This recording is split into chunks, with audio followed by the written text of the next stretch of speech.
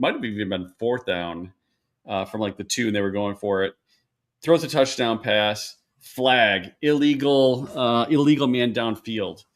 And what happened was their offensive lineman was engaged with the defender, pushes him into the end zone. The defender disengages, and now he's technically downfield.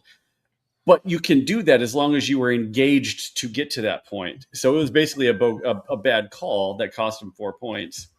And then the very end of the game was just bizarre. It was bizarre. So are we live? Yeah, for 30 seconds. Yeah. All right, well, I'll just keep going. So I know. The end of the game was crazy. They were up 30-14. They had a 16-point lead, and it's like who was it? Kobe Turner, I think, intercepts the ball on like the 1 yard line, and they end up giving it as a touchback. So I'm like, oh, game's over, right? This is in the fourth quarter. And they go 3 and out. They punt the ball back, and Seattle runs it back for a touchdown.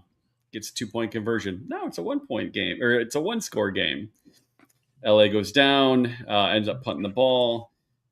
Defense lets them in. This was also after a missed field goal, by the way, the first time that their new kicker missed a field goal all year, which would have put it at yet another score. And so Seattle goes down, scores, right? Now they're down by 2. They have to do a 2-point conversion to tie the game to force overtime. There was 2 minutes left or whatever. Maybe it was less than that.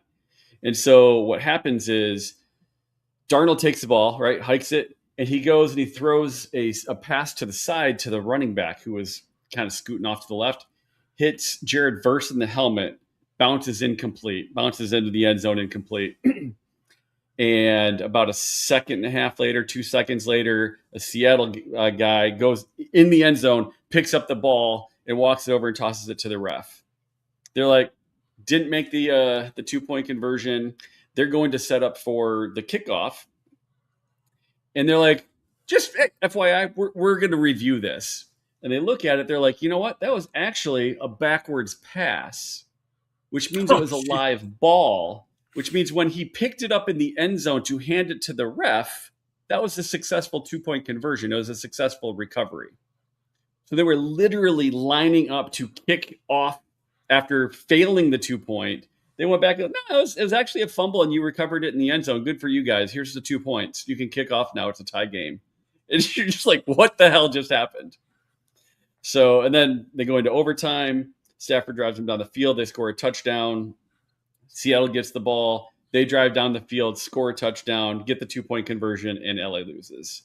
It was the craziest. It was a great game, just absolutely crazy ending. The whole game was just phenomenal. So anyway, that's the 3 minute and 17-second recap of that game. You got to watch it.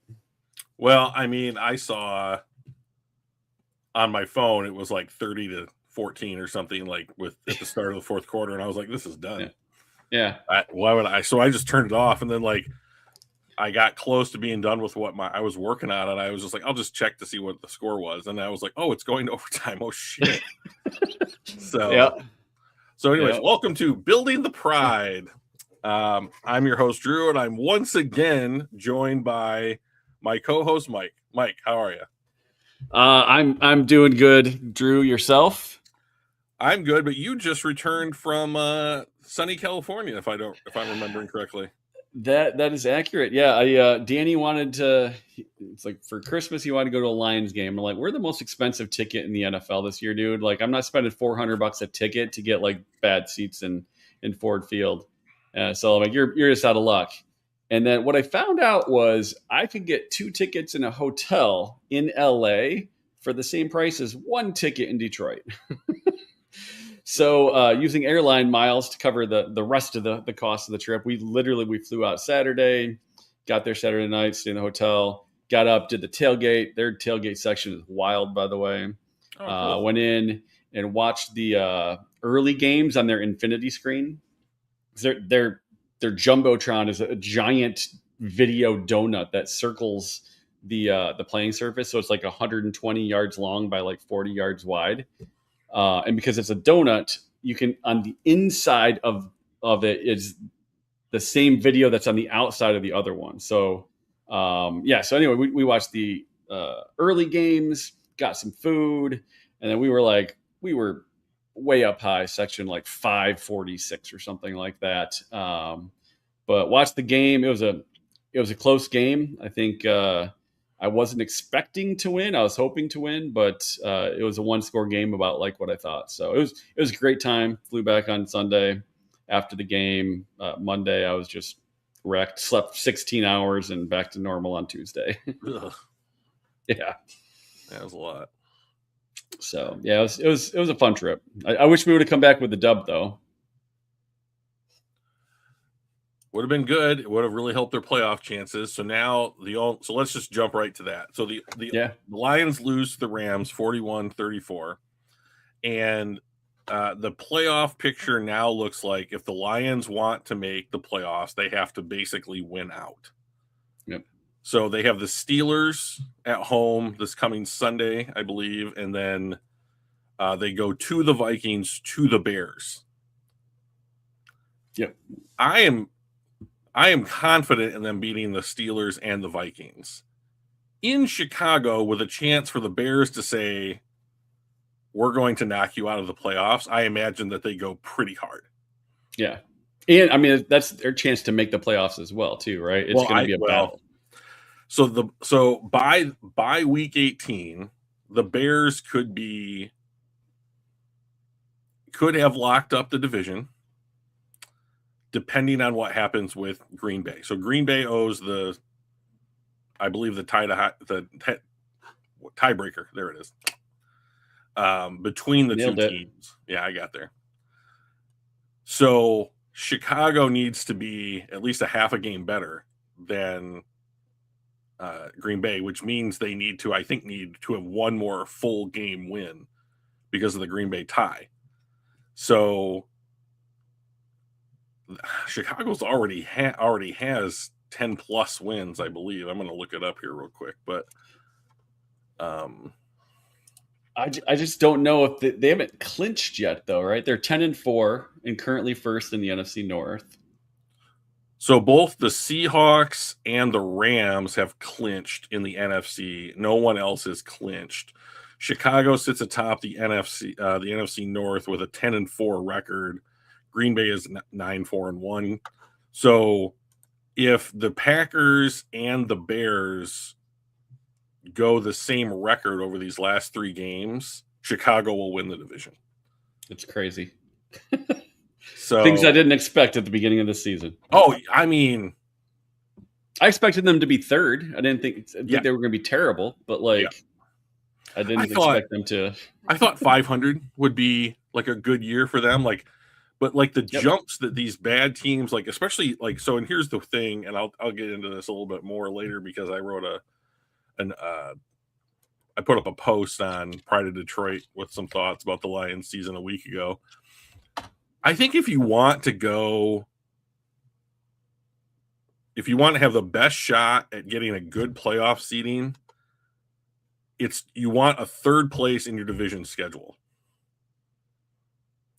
And because this is what happens with third place teams. Like a third place team in the division might be a challenger for the division. Right.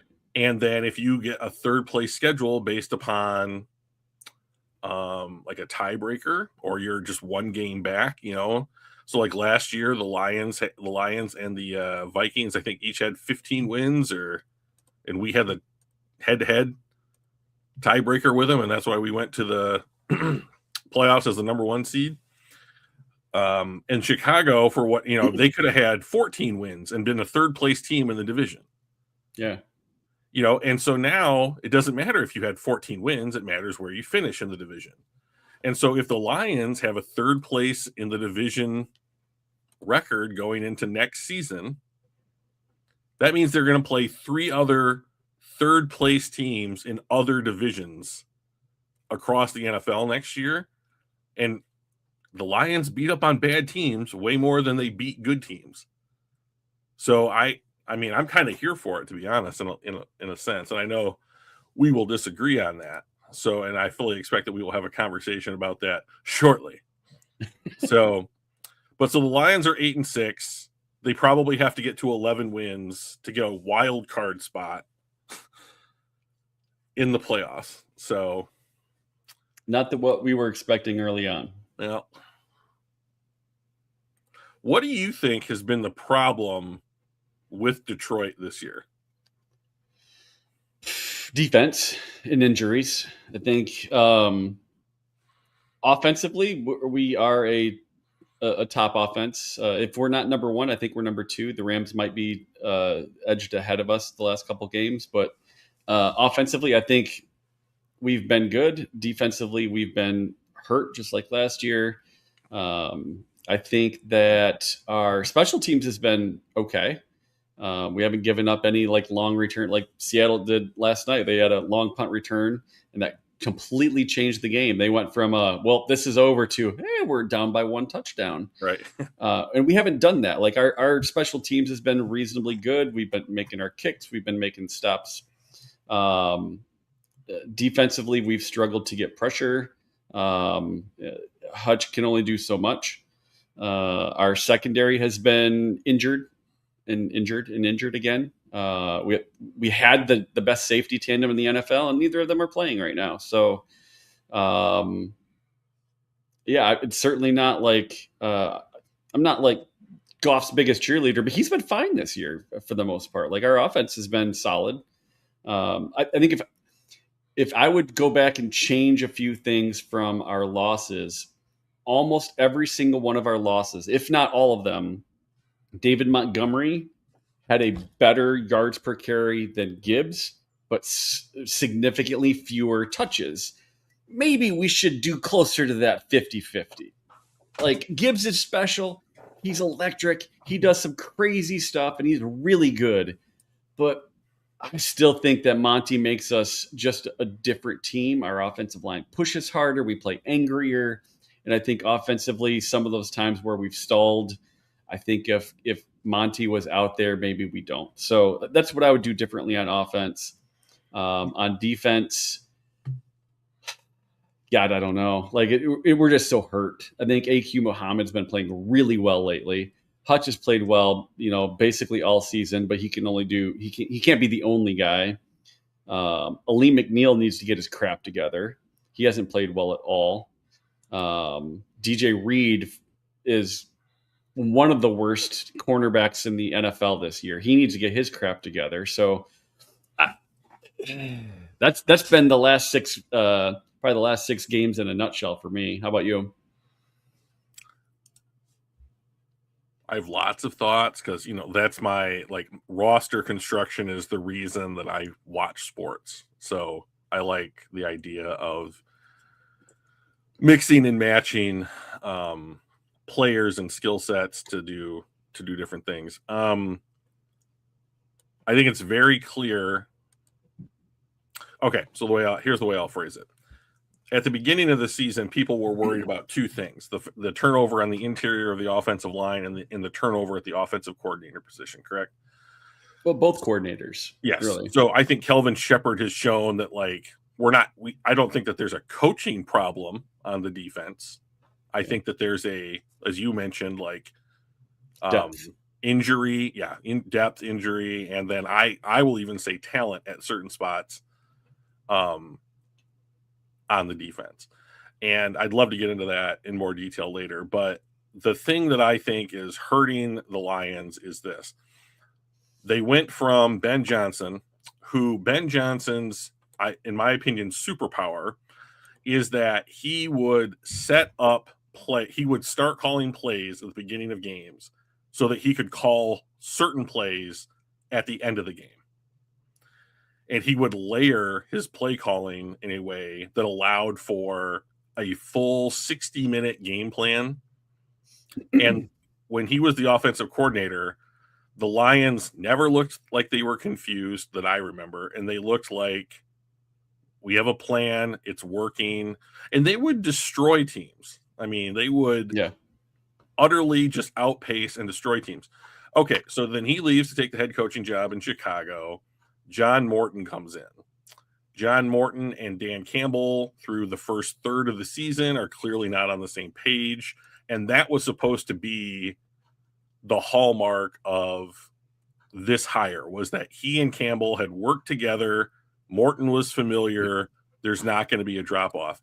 And a third of the way through the season, maybe a little closer to half of the way through the season, Dan Campbell assumes play calling responsibilities. And he's not a bad play caller. I just don't think that he's good. And because of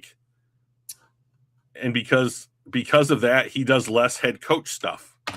He has to think more about offensive play calling than he does like managing the game. And I think that has showed up a little bit in spots. And I don't think that they can do the things that they want to do in the run blocking game because, Ratledge is a rookie. Glasgow is trying to take over for a Hall of Famer. And tried to come back. We can talk about that too.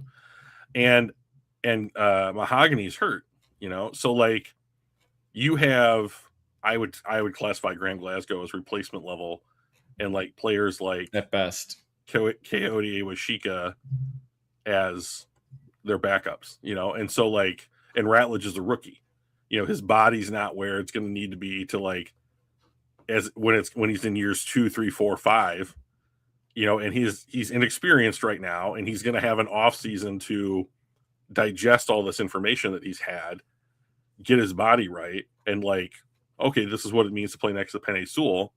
And because they can't do what they want to do in the run game, which this down and distance stuff that Ben Johnson was so good at, I think they have just completely overcompensated by going to Jahmyr Gibbs 80-20 splits, with David Montgomery. And I don't get it, because even when David Montgomery isn't great, it's still like, if you go back to like his splits from like the who do we play before the Rams? I just had that schedule up there. Cowboys beat the crap out of, well, I mean, we beat them by 2 touchdowns, right? 44-30. In that game, like I think he broke like a 35-yard run and just broke it, right? Like, I mean, that's not usual. But like his splits otherwise are like 4, 8, 6, 8, 4, 4, 3, like, and it just gets the Lions to this like 2nd and 6, 2nd and 5. Like the whole playbook is open. The whole, you have to force the defense to like defend every possible situation, as opposed to like teeing off on one thing they know that you have to do. And because of that, I think the Lions have kind of gotten away from like their down and distance game, and it puts them in more difficult situations to extend drives. And I think that's why you've seen like their third down conversion rate is down something like 11% this year from last year. And I'm like, oh, that's a big deal. Yeah. And fourth down hasn't been great either. Yeah. And it's that's just where like, a lot of those trick plays came in with Ben, right? Those were fourth down. That's when he threw the pass to Penei Sewell and stuff like that. I will throw this up there though. Since Campbell started calling plays, we've been first in yards per play, third in points scored, fourth in touchdowns, one of the lowest in punts, and the last in turnovers. So, like, I don't think he's been bad at play calling. I just think that some of these things where it says, first in yards and first in yards per play, I think we're getting some chunks. And we're having like a really good drive, and then we're having a couple bad drives, or we're beating a bad team really badly and losing to a good team because we haven't been able to score. So like, just again, raw stats without any like context don't mean a ton, but like these aren't terrible numbers, but we're also only 2 games over 500. So like these also matter. Like, the way that we do. The consistency, I guess, is I don't think we're there. I think that's probably where this is. All right. So I'm so happy to do this. So let's try. I want to put some context on these numbers, right? Yeah. I'm going to start at the bottom. 32nd in turnovers. Wonderful. Yep. Like, that is the one thing on this piece of paper that I don't think needs any more context to it. Like, their offense And the fact that they traded for Jared Goff when they traded for him back when this regime came in, Jared Goff does not turn the ball over much, because what he is good at is putting the ball in an area of the field that doesn't usually make it dangerous. And like, he doesn't do things like run where he would get strip sacked and, you know, that kind of stuff. And he's pretty good about getting the ball out of his hand. Okay, but that's the only one. So 24th in punts. Dan Campbell is also the number one go for it on fourth down person in the NFL and has been the entire time that he has been a head coach. So they punt less. So there's that one, in my opinion. Yep. Fourth and touchdowns, great. But these other three only highlight in what I get from them when I see these is the Lions are so addicted to explosive plays and trying to manufacture explosive plays, which is not a bad thing. But right. Like, I think especially if they're good at it. Yeah, but I think that they are explosive play hunting as an offense this year. And like, first in yards, cool. That doesn't put points on the board. First in yards per play, cool. But that, I mean, like, you're talking about if David Montgomery has a 2-yard run, if Jahmyr Gibbs has a 2-yard run, and then Jameson Williams gets an 18-yard, first down from Goff, like, that is an average of 10 yards on over those two plays, right? So, like, I don't think that in context says anything. Third and points scored. Okay, here's the other one. This is the second most telling stat. The Lions are 8-6 and have scored the third most points over the last two-thirds, half of the season. Yeah.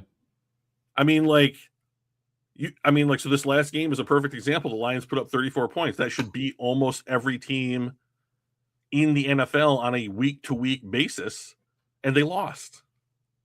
Yeah, and looking back at, like, the games that we have played, we put up 44 in Dallas, who's not a particularly great team this year. So we put up a bunch of points there. We lose to the Packers on Thanksgiving, which was a bummer. Scored only 24. A lot of times that should be good enough to win, but not against a good team. We win by a touchdown over the 2-win New York Giants. So put up a bunch of points against a bad team. Barely do anything against a good team. Put up a bunch of points against a bad team because half their quarterback's out and half their team's hurt. And so I'm like, maybe there's a pattern here. Mm-hmm. I think I know. We're first in yards. We got a ton of points. We do that against the bad teams. What do we do against the good teams? We lose. Right. We're not doing as much. So that's, again, kind of going back to that. If you were first in yards and first in yards per play, shouldn't you also be the first in points scored? Because that means you're marching down the field more. And I think a lot of that is because we do that against the bad teams and not the good. And that's why we got the inconsistency there. Since week 5 at Cincinnati, the Lions have won a game, lost a game, won a game, lost a game. Yep. Up until, and the pattern has held the rest of the season. Yep. So basically, after the first 4 games of the season, this is a 500 ball club. Yep. Which means we're due against Pittsburgh. So watch out, Pittsburgh. Then we're gonna then a down game in Minnesota. Well, if they lose at Minnesota, that is okay. So this is where this is where I'll go from here. Yeah. After, I think maybe just before the Dallas game, I put up a post on Pride of Detroit where I said Detroit should pack it in for this season. We had just lost Brian Branch. Kirby Joseph has not played since like week 6. DJ Reed had just come back from his hamstring. Terrian was out for the season with a shoulder injury. Decker's been beat up. Sewell's had nagging problems. Glasgow, Mahogany had gone down. St. Brown had been beat up and then almost near miraculously came back. I think he missed 1 game. Laporta's out. To your point, like McNeil has come back, but has not knocked off the rust. Yeah. And He that claims that probably he's physically fine. It's really more on the mental side. And I'm like, that's probably an off-season fix then. yeah. And so with all these things, and then looking at the schedule and looking at where other teams in the conference and the division were, I said we should sit down the guys that are hurt, play other players that are on the team, developmental guys, backups, or what have you, go out and try hard, but basically, the NFL's version of tanking. Not trying to lose on purpose by any stretch of the imagination, but also you're not putting out the very best effort from like a player personnel standpoint in order to win games. And the basic feeling behind that was, even if the Lions would have to break this streak of like 10 weeks in a row where they have and then go 7-0. Right. To win the Super Bowl, we have to go 7-0. Right. And I just don't think that even the best version of this team right now, and when I say that, I mean like Brian Branch is not coming back. Kirby Joseph is not, probably not coming back. I don't think that team can go 7-0. Yeah. And I don't see the point. And so, of course, I was eviscerated by other fans on the site for this opinion, which is fine. Yeah. But I do not see the point of just making the playoffs and getting bounced in round one. Yeah. I just don't. I will never see it. I will never understand like the appeal of, yeah, okay, we were a playoff team last year. Cool. Did you win the Super Bowl? No. Then I don't care. Like I want to be a Super Bowl winner. And like I view the best way to get there to like be healthy, improve your draft capital, go into next season 1 year more experienced and resilient. And they're clearly, I mean, they're not going to do that. Other teams have started. Miami has benched Tua Tagovailoa. What was it? There was another team that was like, no, they're going to sit. The Jets have just indicated that Garrett Wilson will not play for the remainder of the season, and that kind of thing. And I'm like, yeah. Okay, all right. So like that is the NFL's version of tanking, in my opinion. It's like, oh, okay. Like, does Garrett Wilson, does Tua Tagovailoa have an injury that prevents them from playing per the NFL rules and regulations? No, but they're not going to play. You're deliberately not playing your best players to either save them, but in like a silver lining to that idea is like, now our odds of going out there and like winning matchups and putting points on the board and that kind of thing is curtailed. That's tanking. You're not deliberately trying to lose, but you're not putting your best effort out to win. Yeah. And I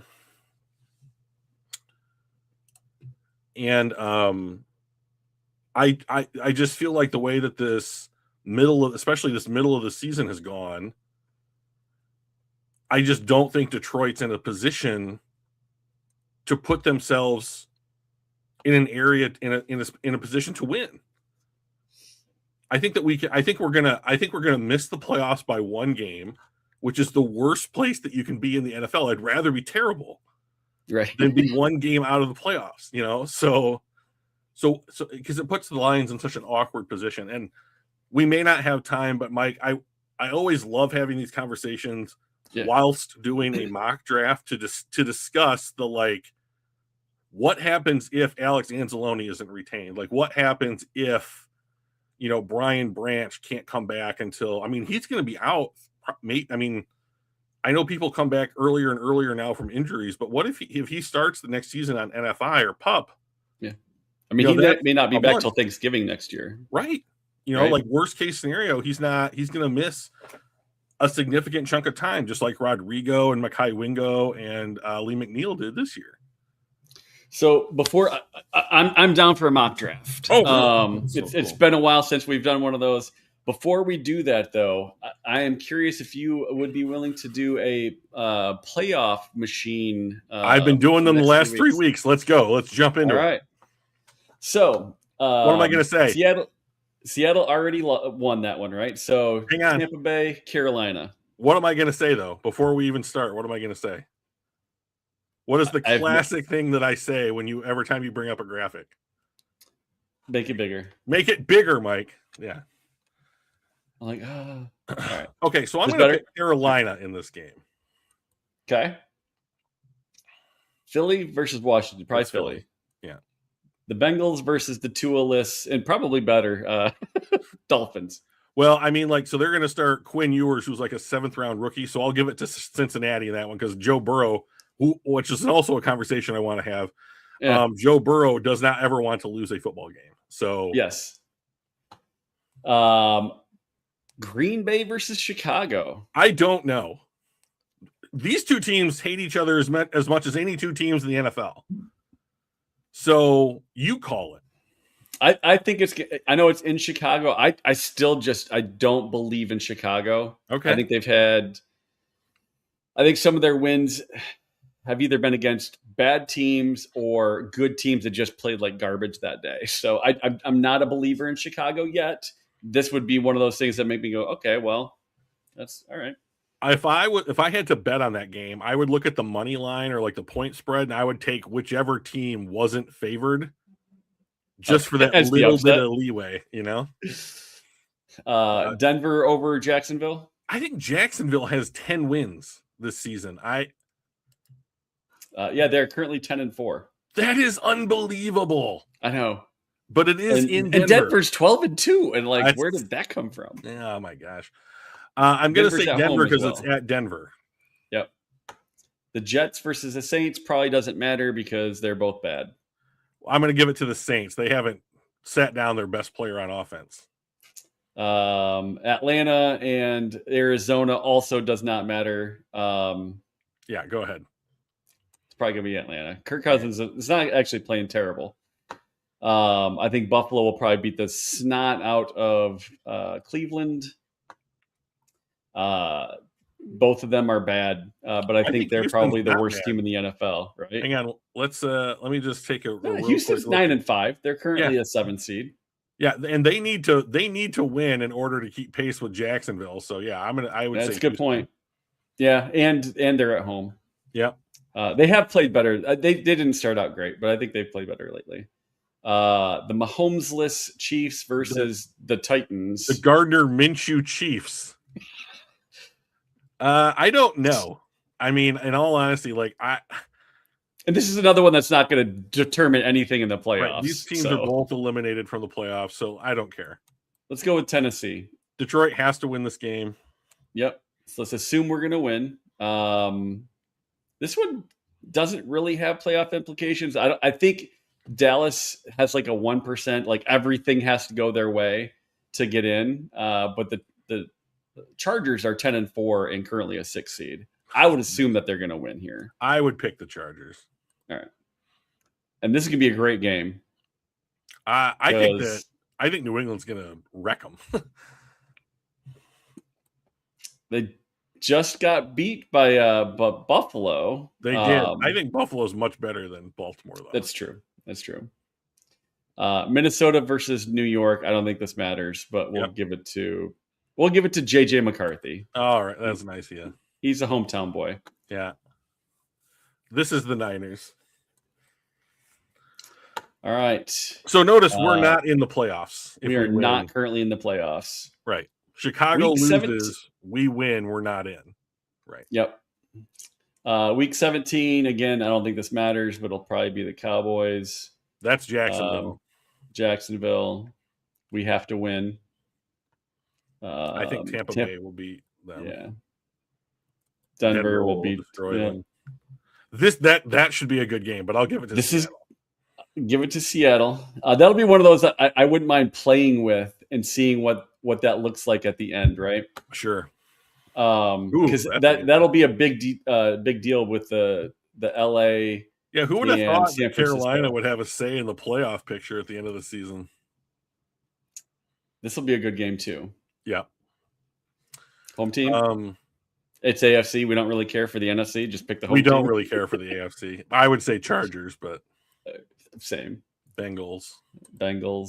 Packers. Doesn't matter. I mean, it may for us. So that could be something we play with. Oh no, this one doesn't matter. The Giants and the Raiders. Pittsburgh This will one be doesn't matter. Cleveland. That one might matter, but I would Let's say go Buffalo. Yeah, they're in home. New England should beat the Jets. This is going to matter big time. Mm-hmm.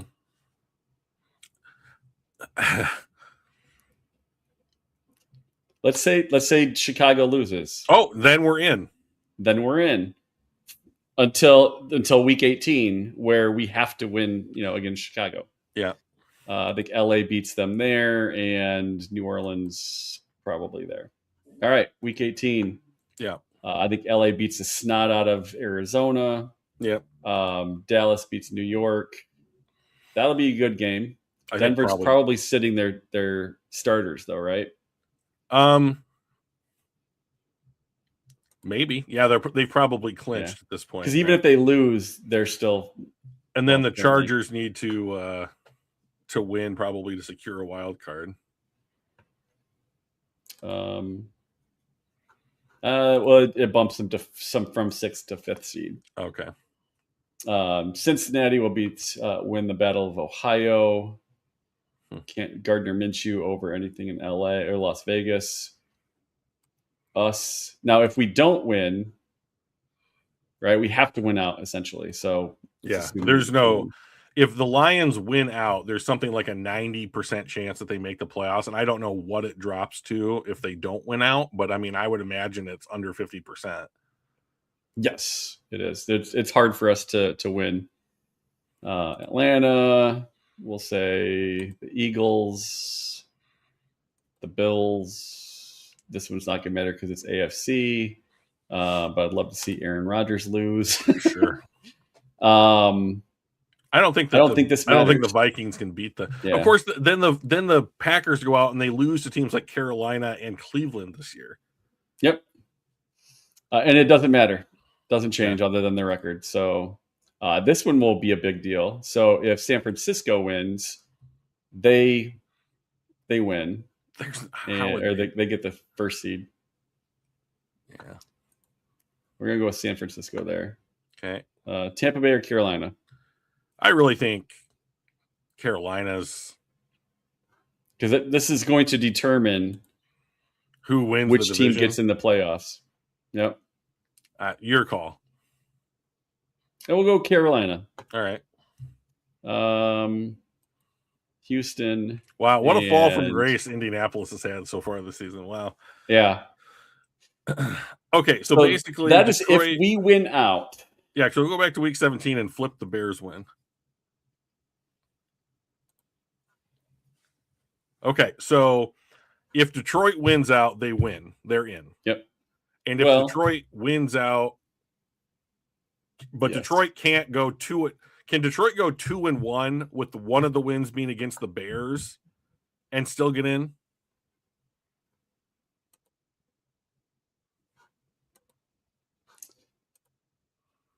Yes.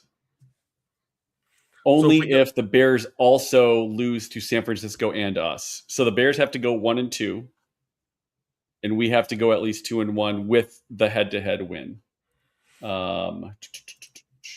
Where's the Bears? So if the Bears beat Green Bay,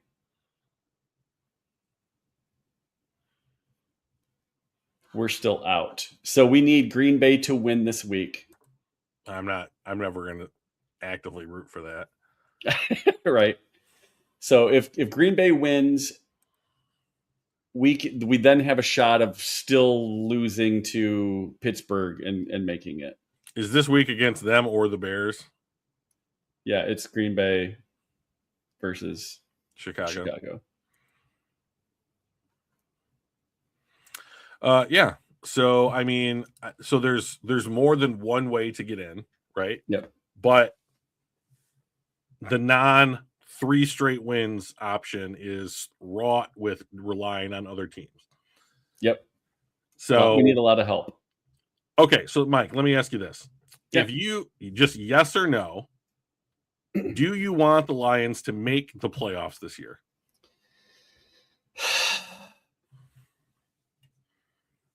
Yes. Okay, another question. Yes or no? Do you think, best case scenario, the Lions can win the Super Bowl this year as constructed? Best case, yes. Do I think it's Interesting. likely? No. What would the odds be that you would get best case scenario, or let's say not 100% best case scenario? Right. If things go right for Detroit, what kind of odds would you give them to win the Super Bowl this year? If we make it into the playoffs, so let's take a look at the playoff picture right now. So if we make it into the playoffs, it is because who would be out of the playoffs at that point? The Packers would be out, or the Bears, Bears right? would be out. Yeah. So we're probably going to be in as like the 6th or 7th seed. Mm-hmm. I think our best case scenario is if we end up playing the Buccaneers, because I think we can beat them. We won't be, because they're a division winner, right? Correct. So right now,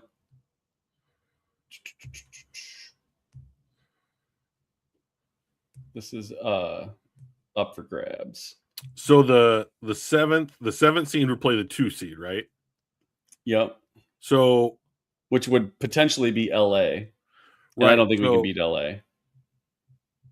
Do you think that we can beat Seattle? I think that we can beat Seattle. I think we would have to play our best game of the year. I think we can beat the Seattle. I think we can beat the Buccaneers. The Eagles will be tough. The Niners would be tough. Yeah, so I mean, like, do I think it's likely that we're going to win the Super Bowl? No, but do I see a path there? If we can play like the Buccaneers and maybe Seattle, I think that we can fluster Darnold enough where he could have one of his Sam Darnold games like he did last year in the playoffs, right? Can you force Sam Darnold to break down, right? Yep. So I think there's a couple teams that gets us that first win. We might get some players back. Anything can happen in the playoffs. That's kind of the only reason I'm like, yes, I want us to make the playoffs is because anything could happen. We could have a big game. The other team could have an injury, a turnover here or there. Like once you get in, there's never a 0% chance that you're going to not walk away with a ring. So I always want to get in the playoffs if it's a possibility. So the teams that I think the Lions can beat today of the playoff likely teams are, I think they can beat Tampa Bay, I think they can beat Chicago, and I think they can beat a Packers team without Micah Parsons. So the other teams, I don't know that Detroit has proven that they can beat 500 plus playoff bound teams. Yeah. And I don't know why that is. So, yeah, like to me, this season, so we've had more injuries and turnover on offense this year than we have in the injury riddled 2024 season. And I just think that is highlighting, if you have injuries on defense, you can survive and have a 15-win team. But if you have injuries on offense, like the Lions might win 4 or 5 games less this year, than they did last year. So to me, the Pittsburgh matchup boils down to this. Like, Pittsburgh throws the ball in the air shorter than every other team in the NFL. They literally do not attack the ball downfield. So, like, the Lions in this game, if they're going to win, the defense just has to tackle effectively. No yards after catch. Minimize that, and I think the Lions win this game pretty easily. So if they don't tackle well, if they're throwing shoulders and not wrapping up, and some of those 4-yard passes end up being first downs and they extend drives and they can put points on the board, then I think that they hang around. Who's got the ball at the end? and then that is tough for Detroit to stop on defense. Yep. I think so. If we look at the rankings between Pittsburgh and Detroit, they're 13th in points per game, but only 27th in total offense, which tells me they kick a lot of field goals, right? Because that's how they continue to get points, even though they don't go 100 yards or 80 yards or whatever, right? So if we can hold them to field goals and we can score touchdowns, seems like a pretty easy recipe for victory. I mean, we're number one. Well, when this was taken, we were number one in points per game, fourth total offense, fifth best rushing, third best passing. And they're at like 27, 28, 23. Like offensively, I think we've got it. We just need to make sure that we hold them to field goals. Defensively, we're a lot more even. They're slightly better than us in points per game. We're slightly better in total defense. So turnovers, they're really good. Turnovers, we're not particularly great, but we're not terrible. So I think we can win. I think we probably will win. I don't think it's going to be a blowout by any means. But I'd take the Lions by probably 6. Yeah, I'm taking them because they have to win. So this team, from a team point of view, not from a fan point of view, the team just has too much pride to not Roll go over. out there and put out their absolute best effort, right? But Graham Glasgow has not practiced today. He's popped up late in the week on an injury report, so it looks like the offensive line is going to be Decker, possibly Awo-Shika, Cologne at center, and then Ratledge and Sewell. But TJ Watt's not likely to play in this game, which is a big deal. Yep. He is a game changer, when it comes to, and he has a very strange injury. He got acupuncture or something and it punctured a lung. Yeah.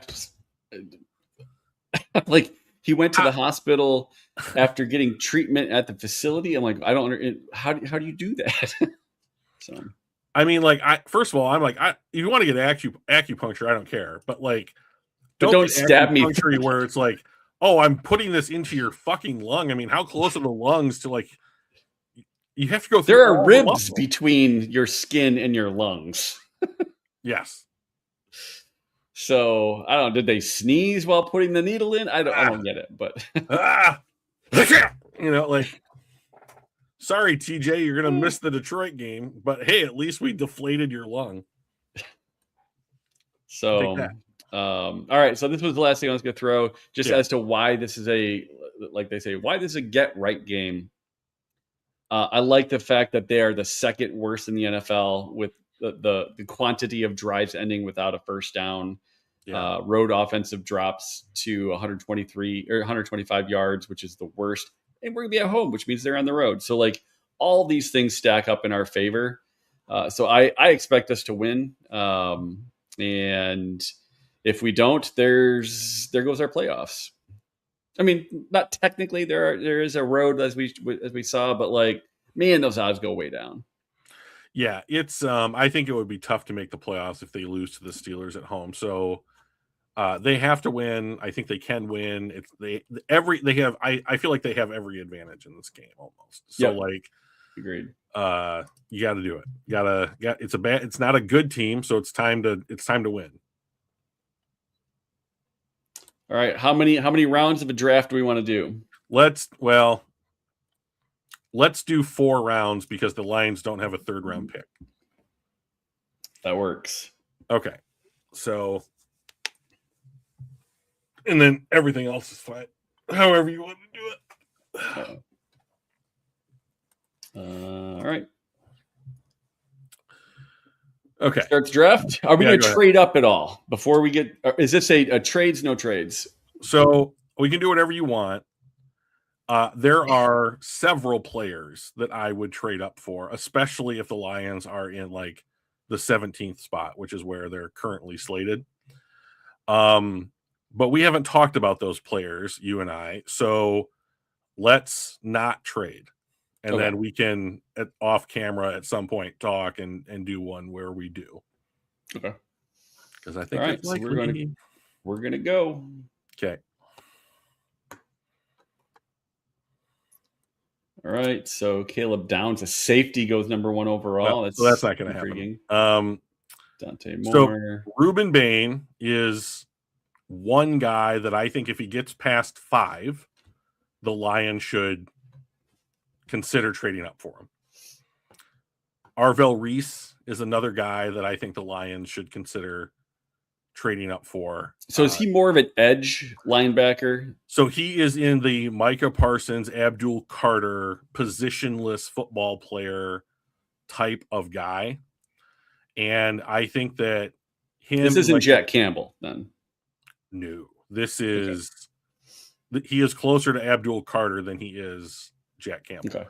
Here's a guy. There is a dude though on this list that I want you to click on. Find where Sonny Styles is for me. Linebacker from Ohio State. I want this guy. This is my prospect crush in the draft. So click on first look. Right, even though he's got the O on the helmet. I hate it. And they beat Michigan this year, but this guy is disgusting. So 6'5", 243. That is Jack Campbell. That is almost exactly Jack Campbell's height, weight, and speed. So he is a converted safety, and he runs like the absolute wind, Mike. So look, there's a couple things I want to talk about this guy. First of all, he's almost never been hurt, right? He is, for 3 years at Ohio State, he has not missed a game. Look at his coverage grade. Yeah. He is an 87. Now, this is in college, and I mean, the Big Ten, the bottom half of the Big Ten is not great. But, like, this guy is a cover linebacker. And, like, Alex Anzalone's contract is up. He's in his age 30 season. There was a contract, quote-unquote. This might be his last home game. You know, so, like, there have been rumors that if he were not on the Lions next year, that he would join Aaron Glenn in New York as a veteran linebacker who knows what scheme Glenn wants to run. So assuming Alex Anzalone leaves, they have not played Malcolm Rodriguez more than a handful of snaps in any game since he has come back from injury. He might just be a complete special teamer for this team if he gets another contract. He is also up for a contract extension.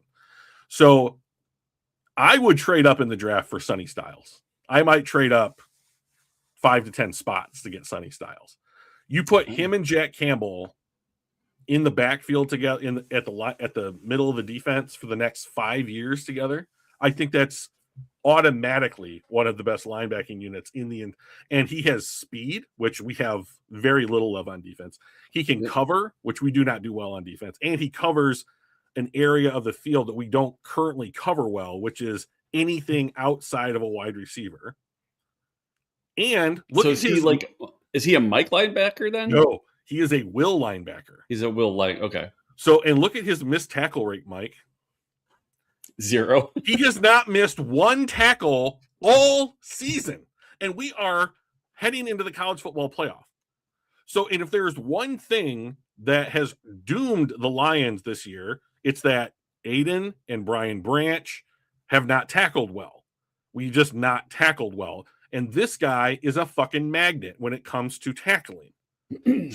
I love this guy. I think he is everything that the Detroit Lions defense should want on it. And I think he helps us in areas that we have basically no ability to defend currently. I will say I'm in love with this guy. I am super curious. Linebacker, as we've discussed in the past, yes, is one of the least valuable positions in football. And we were so disappointed when we picked Jack Campbell at 18, and yet top my balloon. You're asking or being willing to trade up 5 to 10 spots in the first round to draft a will linebacker. Yeah, a will linebacker in the top 10. Yes. What's the change? Because we talked about like, hey man, Jack Campbell needs to be all pro for like basically his entire rookie contract and time with us to warrant being taken 18 as a linebacker. Is this guy going to be an all pro for 5 of the next 6 seasons? I mean, can you justify that? Like, how did you change your mind? So this is how I changed my mind. So first of all, watching the Lions, right? So watching the Lions, the thing that I think about almost every time that I watch the Lions is, where is the athleticism when it comes to defense? Hutch is athletic, cool. Who else? Jack Campbell, pretty good, you know. And like, to be honest, it might just be Jack Campbell that has changed my mind. Like Jack Campbell, they played him at strong side linebacker his rookie season. Year 2, move him to Mike, where he played at Iowa. He starts to play much better. This year, it's not only am I increasing my ability, my base level, doing what Mike linebackers do, I'm now also making splash plays. And like, I believe in like the idea of like a force multiplier. Like, and I have been screaming for years that we should get somebody across from Hutch as a force multiplier, because if Aiden makes a bunch of pressure, have a dude that's a janitor to clean that shit up, right? So like, okay, so now Jack Campbell is the Aiden Hutchinson of the linebacking core of the Detroit Lions. Give him a force multiplier. And like, watch what this, because here's the other thing that I want to do so unbelievably desperately. I don't want there to be a third linebacker on the field. I want them to be base nickel when they go out there. And I want Brian Branch to be our nickel corner, our nickel linebacker. And I want the quote unquote linebackers of the Detroit Lions to be at a base, Jack Campbell, Sonny Styles, and Brian Branch. And then I want the Lions to go out and I want to replace Branch with a different safety that mimics what Brian Branch is doing, as a, like, he's the strong safety between him and Kirby Joseph. Like, Kirby Joseph is your outfielder, and like Brian Branch is your come down and run support, also covers very well, to other, you know, complementary safety. Go replace that. But like, coverage linebackers are the linebackers in the NFL that make teams better. Okay. And he is the 6th highest graded linebacker in the NFL with an 89.2. Like, that's elite. Yeah. So like Fred, and like, to be honest, he's way higher. He's like the 4th, because the next 3 guys. Yeah, because we got a couple. So if we do a minimum snaps, where typically what they'll do is they'll do 20% of whoever had the most snaps. So he's actually 3rd when you filter out the people that barely get snaps. Right. And if you look at why Devin Lloyd, who is a linebacker who has played terrible his whole career, is doing better than Jack Campbell, I think the difference is in their coverage grades. Like, Jack Campbell, for how they use him, is a run downhill behind DJ Reader, diagnose the play, get to the gap, wrap up the ball to the ball carrier. He does that very well. That's what they want him to do. Go and get the guy that does something else and give him those responsibilities. Yeah. Okay, if you don't want your Mike linebacker to be the coverage guy like Fred Warner, like Devin Lloyd, like Devin Bush is having a good year in like year 8, for Detroit, but like, he's not a stalwart. I think Jack Campbell this year is a top 5 linebacker in the NFL, and Fred Warner is hurt, and Devin Lloyd plays in the other conference, so he very easily could be. He's at least a Pro Bowler, if not an All-Pro. Yeah. So like, I don't think that Sonny Styles needs to be an All-Pro, but I think if you put him next to a guy who is an All-Pro, like you put Tate Ratledge next to Penei Sewell, that helps Tate Ratledge.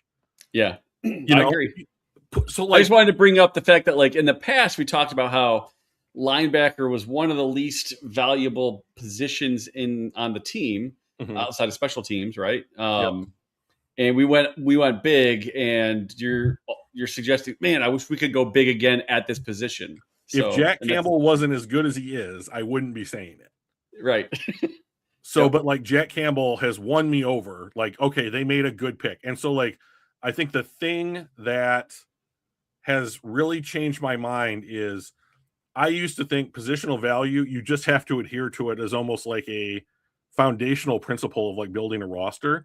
Okay, but if you hit on guys who don't have that positional value, you can now have flexibility to go and add to that greatness. And it's the greatness as a friend of ours likes to say, don't get a little better where you're weak. Go be exceptional at where you're strong. Yep. You know, and so like this would be that philosophy because they hit on Jack Campbell. So like give him a guy if he's on the board that is equally good. But that's not the pick that we have, right? So if you could scroll down just a little bit, there's another guy that I want to talk about. And it's this guy right here, Caden McDonald. So click on Caden McDonald. Look at his run defense grade. 6'3", 326. He is a big boy.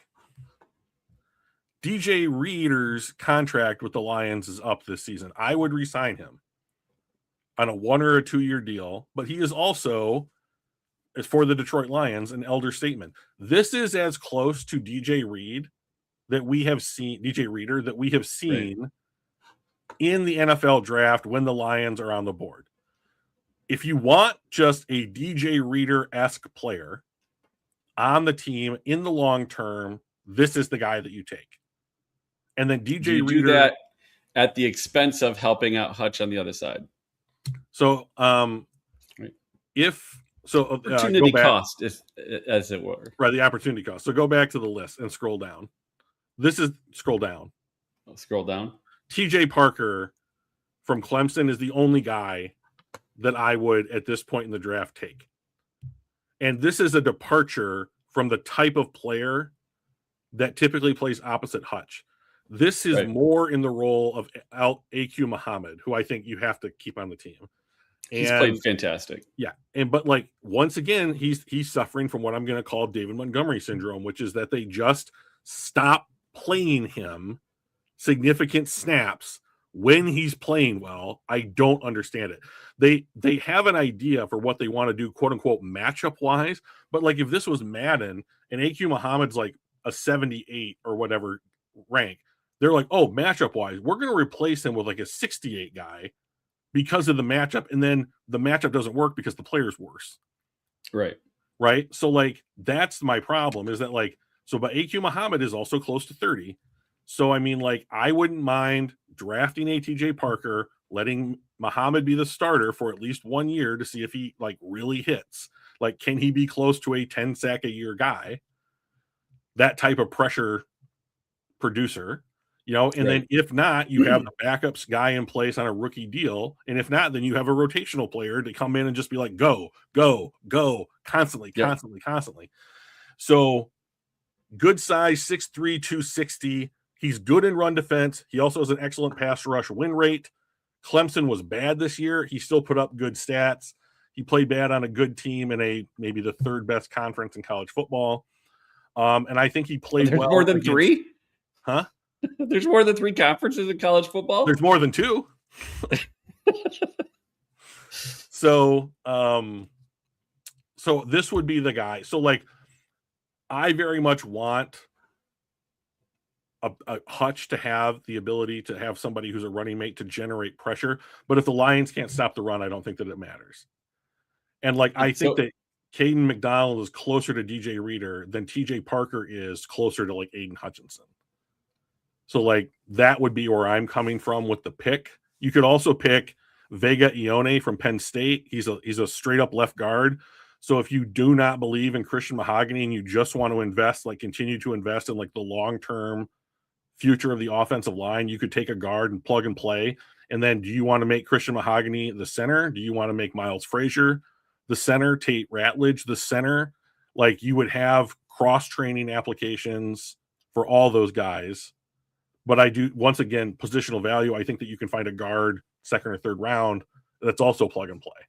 So my question then is, we talked about this might be Anzalone's last game in Detroit. Yeah. This also might be Taylor Decker's last game in Detroit. Yeah. We know that if we don't have a good offensive line, our quarterback can't function to his best. Mm-hmm. We've seen it this year already with the down year of our interior offensive line when Ragnow retired, and we had the injuries and young guys. Hopefully if we'll know before the draft whether Taylor Decker is going to retire, right? Assuming he does, do you forgo the DJ Reader replacement? Do you forego the AQ Muhammad Part 2 other side of Hutch pick, and do you go with the tackle? So the problem with this year's draft is it's like the worst tackle class that we've ever seen, and almost all of them are right tackles or projected guards. So like Francis Mauigoa, he is a right tackle only. Right. So okay. So if he's a right tackle, do you switch Penei Sewell to the left? I say no. He's going to be a Hall of Famer at right tackle. Like Yep. he is instrumental to what you're doing in the run game. He is better at run blocking than he is at pass protection. You need a pass protecting left tackle. This guy, I just hate his guts. So here's my problem with Caden Proctor, and like this is when I checked out on him 100%. He's from Iowa. He committed to Iowa. Yep. He flips his commitment to Alabama. That's fine. After his freshman season, he transfers back to Iowa. He takes a six-figure NIL deal to go back to Iowa, and then a couple of weeks later, takes the money and goes back to Alabama. And got to keep the money because they wrote him a check. So I hate this kid. He is the height. Welcome to NIL and transfer portal. I just hate it. The love child of that. I think that's what's ruining college. That will ruin college football. Have you heard about the private equity groups that want in on college football now? That does surprise me. Right. So like the Big Ten is pondering a private equity deal, and Utah has signed up with a private equity firm. These are hedge funds, by the way. Yeah. With a private equity firm, and Utah is going to have a hedge fund telling them what they have to do with their college football program.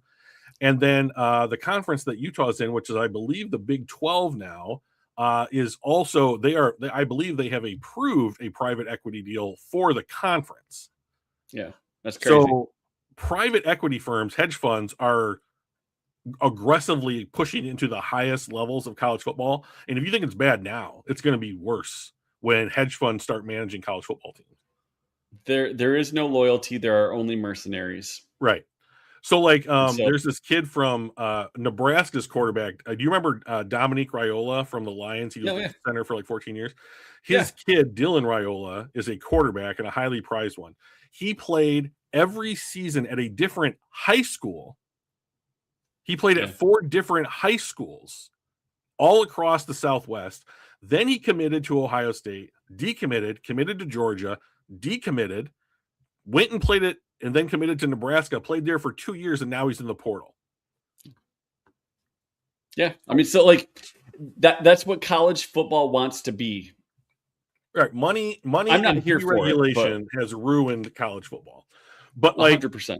I do not want this guy, and I think that he projects as a guard in the NFL, but like because I just don't think that he has the foot speed to be a left tackle. Here's the problem: is that there's no good left tackle in this class, and so like, I mean, he's the best right now. I mean, he was always he's a true left tackle. Yep. I mean, his grades are good. Yes, they've gotten better. Yep, and they've gotten better every year. So like, as much as what he did in college is just actually the norm at this point, like I'm not, like I don't want. How can you possibly hold it against him and not against everybody else that's done the same exact stuff, committing, decommitting, taking the money, and walking somewhere else? And right. So like, here's the question: with stuff like this, like how staunch are the Lions going to be on like their player evaluation coming in? So like, the guys that they have drafted under this regime have not had. So this guy would be great. This is the actual left tackle in the class. Yeah. But he's just, I don't know that he's a first round pick. There are some tackles here. Just click on the tackles.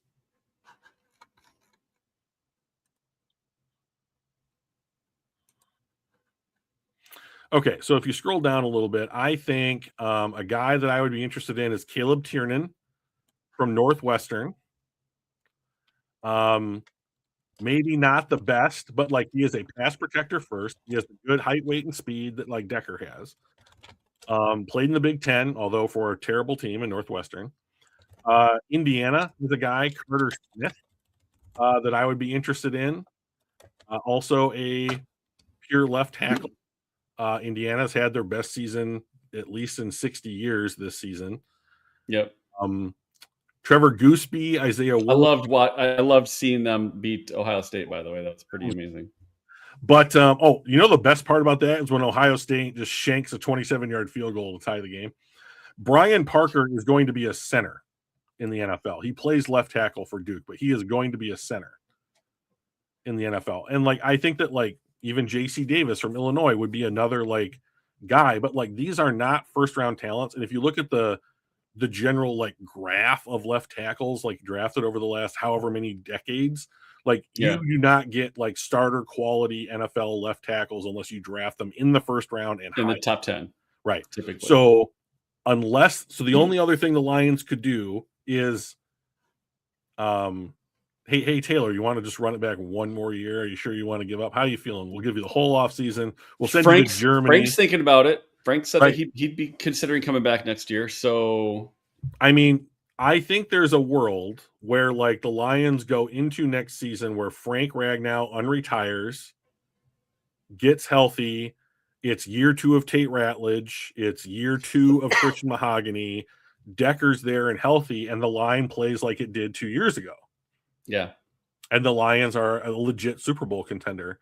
But like, if I knew that, we have to boost our defense, right? Right. So like, I've also been looking at like center prospects that would be available in like free agency. And so I think New Orleans has 2 centers the Lions could either trade for or sign in free agency. And the Bills center, Connor McGovern, might make it to free agency. And if I was the Lions, I'd just pay for one. I mean, I would get one in free agency if Frank Ragnow said, no, I'm not going to do it, But if Frank Ragnow's like, I don't know, or like, I'd like to come back, then you can't do it.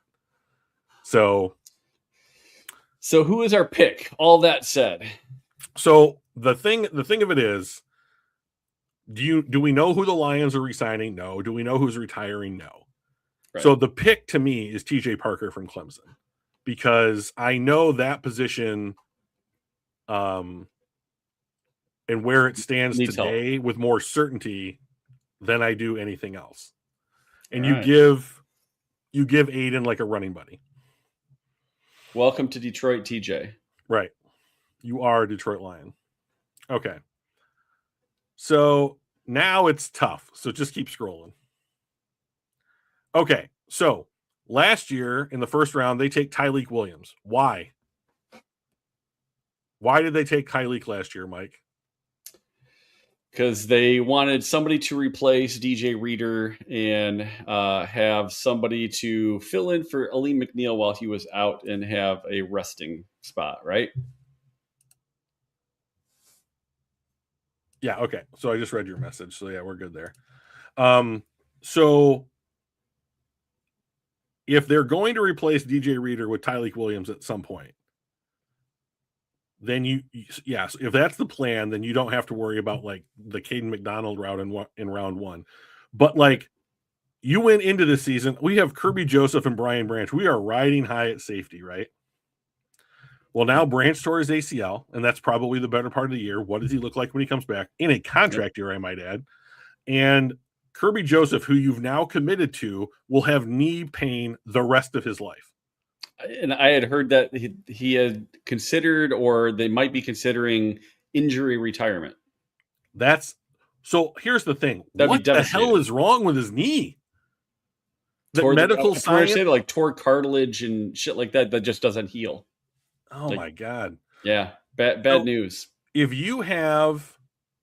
Kirby Joseph has to medically retire, that's a bummer. Yeah. It's a bummer for him as a human being. And from a Lions roster point of view, it's a real bummer because you had free safety locked up for the next 4 years, right? Yep. Okay. So if he has to retire or is just not Kirby Joseph anymore, you gotta fill that spot. You've got 3 safeties in round 2 that I think that you could go with. Halsey from LSU, Tiananmen from Oregon, and Kamari Ramsey from USC. So most of them, I think Halsey and Ramsey are the like Brian Branch strong safety replacements. Like good at run defense, not so good at pass defense. So if Brian grade 88, Yeah, but like for look at his like Halsey. forced incompletion rate, like his missed tackle rate, and his like that kind of stuff. Like to me, that Yeah. says like who are you covering? Like, are they just not throwing him and you're like in his hip pocket? I don't know. I haven't looked at these guys like from a game tape perspective. Um, this is the highest rated guy in the group, right? And so whether it's Brian Branch or whether it's Kirby Joseph that you're like, this guy I think would do a decent job of replacing either one. So like you could go into next year with Halsey and probably Avonte Maddox as your starting safeties, and Maddox has played well since Branch has been down. This guy is the Ramsey is the Kirby Joseph replacement. This guy is the pure coverage free safety guy. And Dylan Tiedemann was excellent at Purdue, and he transferred to Oregon, and they're having a nice season. But he is the smallest of all three. So, like, I think the Lions are likely to go with either Halsey or who I believe is the biggest, and then Ramsey. 6 foot 222. And remember, these are off the team's websites. So I mean, they are smaller. Yeah, but they're going to lie equally, right? Yeah. So these guys are all taller and heavier than what they are in real life. And the combine will be what we figure out. Yeah. So like, to me, I would take Halsey here. Yeah. And I would just hedge against, and then you hope things like Terrion Arnold bounces back, Ennis Rakestraw is healthy. You probably re-sign like Rocky Sin. Like maybe you have Thomas Harper as like a backup and that kind of stuff. And like, it looks a little bit different, but I mean, what do you do? I mean, yeah. And Rock has looked way better. Like, he's impressed me. Like, he's been the guy that's like, all right, he was my surprise this year. Yeah. So him and Maddox have played well. Just Maddox has not just had as many opportunities. So Harper hasn't looked horrendous all the time. He plays like a replacement level player, right, which is what he is, right? But he's meeting expectations. Yeah. So just keep scrolling. So you could take J.C. Davis here. Here, click on. Do me a favor. Go click on quarterbacks real quick. We tried this once. Yeah. I would draft, if Drew Aller is on the board here, I would just draft Drew Aller. Like, this is not even close. Like, this guy was heading into the season like a projected top 10 pick. He got hurt. Penn State has a terrible season. He's currently hurt. Sounds like a Detroit Lion already.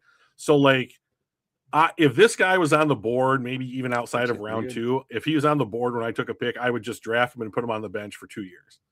Yeah. And like, there is no investment here. You are getting a potential, like, this is, and Brad has done this numbers of times. Like, Levi Onwuzurike was hurt and his draft stock plummeted. McNeil was hurt and his draft stock plummeted. Like, he constantly looks for players in the draft who have an injury during their college football program, which is draft their draft stock. So he can kind of like, yeah, I'm drafting a first round talent, but in round 3, and then I just have to hope that he's healthy. And like, right. I think that, yeah, I mean, I would just draft. He's the same height, weight, speed kind of pocket guy that like Goff is. And if you can put him on the bench and like let him learn from Goff for 2 years, and you can either then re-sign Goff and you've just got a backup quarterback that you've put no meaningful draft capital into, or you have a potential replacement for Goff, depending on how he develops, then great. Here's another problem with PFF. They list Austin Seerveld as a tackle. He's only ever played guard for Ohio State, and he had to play tackle this year due to like an injury on their team, and he's played well. But like, he is going to be a guard. Jennings Dunker from Iowa is a tackle who's going to play guard. Brian Parker is a tackle at Duke who's going to be a center in the NFL. And PFF only lists them by what they played in college. And I'm like, you need to list them by what they're going to project to the NFL. That's how teams are evaluating them and drafting them. Right. Like, it's just disingenuous. So if they had something like this through like the first 4 rounds, I'd be over the moon. Yeah. I'd be interested. I would be interested in what the fans and the media would say if we took another quarterback in round 3 like this. Yeah. When it's another injured quarterback in round 3. And it's a luxury pick, right? Like, we have actual needs. And do you do what Indianapolis did? Like, hey, we're effed if our starting quarter, if Peyton Manning goes down, we're F. So we might as well just assume that he's going to be up. And do we do the same thing with Goff? Like, let's not worry about a backup quarterback because we're screwed either way. So I'll be curious if we did pull a guy like Drew Aller in, whether we how the media would react. So, I mean, I agree. I think that like their reaction would probably be warranted, like, oh, you're going down this road again. But like, it is Brad Holmes. And then like, I don't know that you shouldn't do it just because it didn't work out last time. And then, I like with this draft class in particular, I'm kind of like, so what are you getting in round 3? Like, could you get a center in round 3 that starts for the Lions? Yeah. Could you get a defensive tackle that starts for the Lions? Maybe. Guard.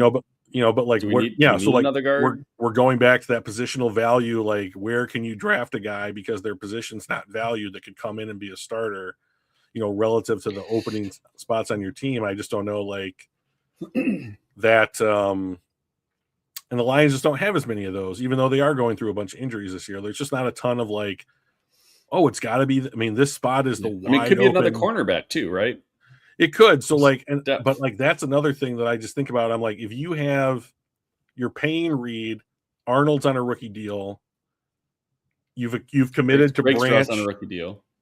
Rakestraw's on a rookie deal, and then you've had guys like Yasin, Maddox, Nick Whiteside played really well in the Buccaneers game. Like Eric Hallett got poached by the Titans. He's not on the roster anymore, so like some of those guys are going to, I mean, like Amik Robertson's contract's up at the end of the season. Like he might be looking for like a 3-year, $10 million deal to be the last one that he gets in like his quote unquote, like big contract era, or whatever. And if some bad team was like, no, come and be a starting safety, we'll give you 3 years, 30, or, something like that. Detroit might be like, well, we're kind of priced out of, you being on the team as a nickel, And so like, I think that there's a chance that some of these guys that have had an opportunity to play in the secondary are going to have opportunities to get like, oh, this is more than a 1-year deal for $1 million. Like I'll have 3 years, if it's $4 million a year, how could you turn that down? Like, so I do think that the Lions might have a bunch of turnover in some of these position groups, but like, technically the starters on this team are spoken for. It's like you have 2 starting safeties, you have 2 starting corners. What is the health status of those players? Yeah. How high of a pick do you want to invest in another guy? A depth guy. Especially because the Lions play base 4-3 defense almost more than any team in the NFL. You're not putting another corner on the field. Yeah. If they were base nickel, I would be like, yeah, all right. Like let's invest, like, because you're putting that guy out on the field a lot, but they just don't. So I don't know. I think it's a need clearly because they can't cover anybody, but like, what do you do? I mean, like, free agency is a thing. I mean, we'll have to see who's going to be available in free agency as well. Obviously, this is a super early draft, right? Draft. This is just for the discussion. We don't know who's retiring and who's going to be available in free agency and any of that stuff. So, cool. This was fun. Yeah, I'm glad that you were back. Will you continue to be back, Michael?